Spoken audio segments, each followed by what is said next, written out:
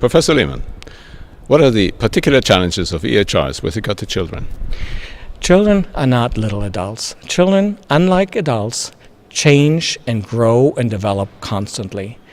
And as a result of that, us pediatricians, we have to record not only the current weight or the current milestones, but we have to record the speed, the velocity at which children are changing, and have a way to judge if this change is appropriate and right.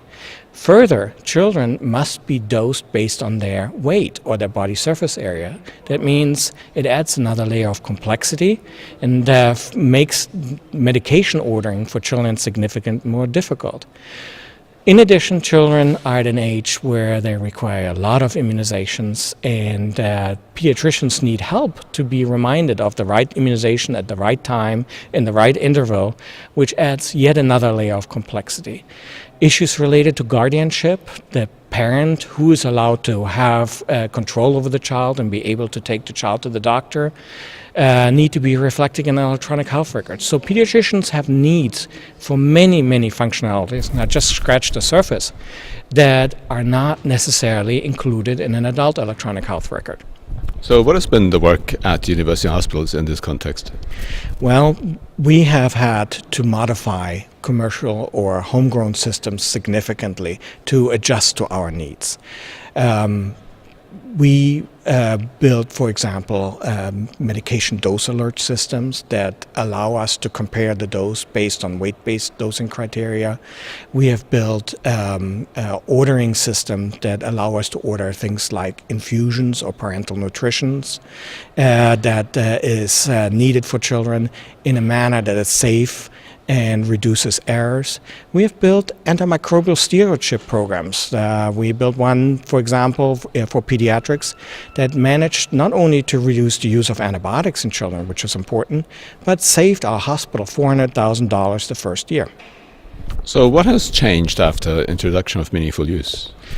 Well, when the U.S. government included incentives for the use of electronic health records, the use of commercial system exploded in the U.S.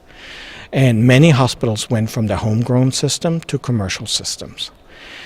And as a result of that, a lot of these modifications and improvements that we have built over 2 decades are now no longer existent because vendors have not built them, have not included them, or have them prioritized low because they might have other priorities, for example, in oncology. So as a result, for many of the safety items that we have built and for many of the things that we built for efficiency of the way we take care of children, we are taking a step backwards. So what is your suggestion? How can we make progress again? Well, we need to work together. The government, the vendors, the pediatricians, the academicians, the developers, we all have to work together, and we have to build a model where there are the right incentives to do the right things.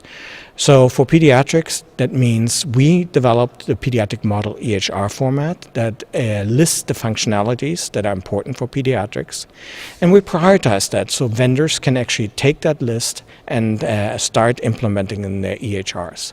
The government needs to incentivize vendors to do this, to do the right thing for pediatricians and children. In the US, 1/4 of all patients are pediatrics. Are children. So we represent a large group of patients, and we represent the patients that will be the workers of tomorrow, that will be important for running the country. So building the right things into electronic health records is a job that we all must do. So for us in academic hospitals, it means we should build decision support that we make freely available and allow vendors to digest into their products, that they can easily integrate into their decision support to provide the right answers for their pediatricians. So it's a work that's going to happen on many layers with lots of people, and it's the government's role to provide the right incentives for this work.